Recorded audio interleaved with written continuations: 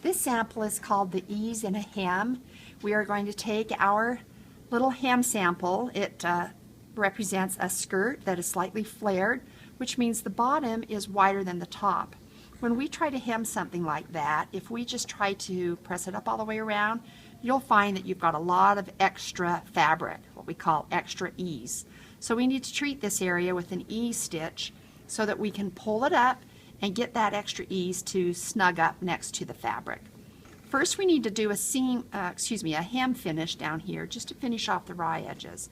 We could pink it, we could turn it under, we could serge it, but we'll quickly zigzag the edge. I just do a normal zigzag, but I do a little longer stitch length, about 2.2.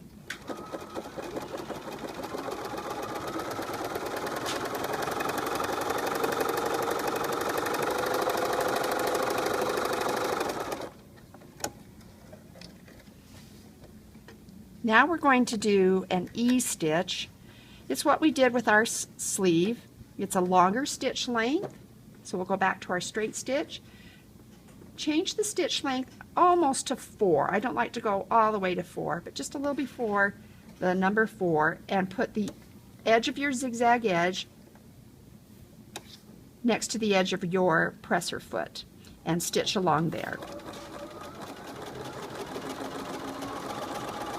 Leave thread tails and do not backstitch.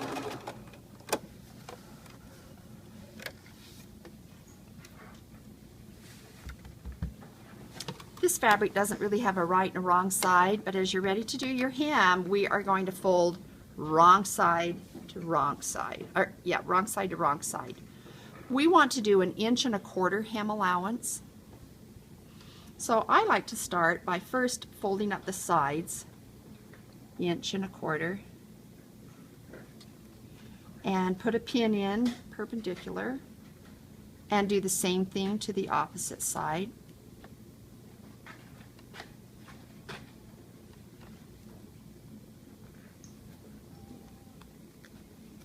Now we see we've got all this excess that we need to ease in. But I like to go ahead and do one more pin right in the middle. Try to evenly distribute that extra ease. And then here's where the longer stitch length comes into play. We could pull on these threads, but you have to realize if this was a real skirt, you wouldn't be able to do that pulling on the thread tails. So we are not going to pull on the thread tails. What we're going to do is get an extra pin, and we're going to come to the underside, and every inch or so we're going to pull a little bit on that E-stitch. We're just trying to pull the fabric in until it lays flat. So I've done it once. I'll do it again here till both sides are flat, and I'll turn it this way so that you can see it a little bit better. Just bring that in till both fabrics are flat. So now we'll come and do the other half. The reason why I do it on the inside is I don't want those thread loops to be on the outside where they could get caught on something.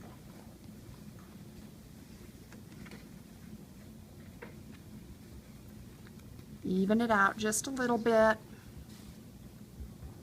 It's laying flat. And then you want to take it to the iron. The iron will help flatten that out a little bit. You won't see that on the right side at all. We don't want to press through our pins, so we don't want to leave the imprint. So I'll take the pins out as I go.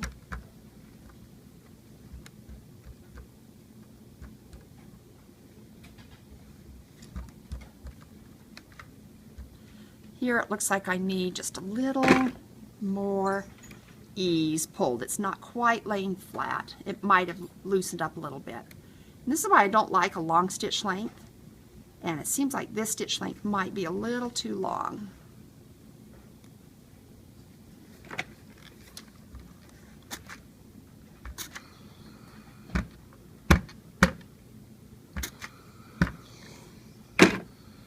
So there's your E-stitch.